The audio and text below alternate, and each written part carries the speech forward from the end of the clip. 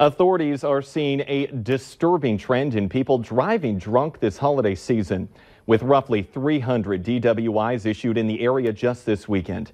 Valley News Team's Katie Opperly has more on the risks of driving drunk and the importance of having a plan.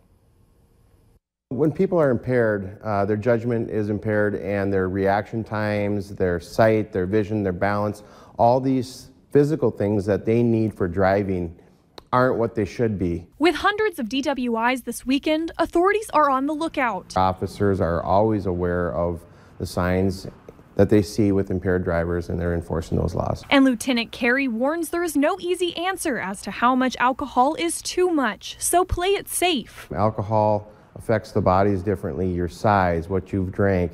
We always say if you plan on having more than one, make sure you have a plan. And part of your plan needs to include a sober ride home. Moorhead Police would like to remind everyone that buzz driving is drunk driving, so stay off the roads because there are consequences.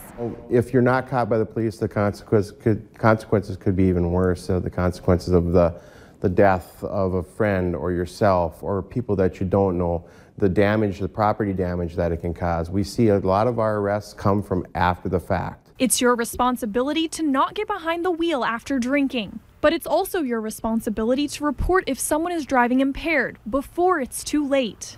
We ask that if you see something, say something. If you're behind a driver who's weaving all over the road or somebody who doesn't seem like they're paying attention to what they're doing, it could be alcohol-induced or impairment.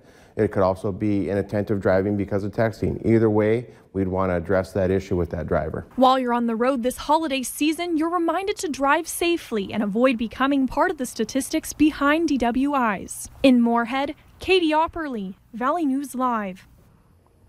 Minnesota's DMV also says DWI citations and arrests apply to all vehicles. That includes snowmobiles, riding lawnmowers, trucks, and boats.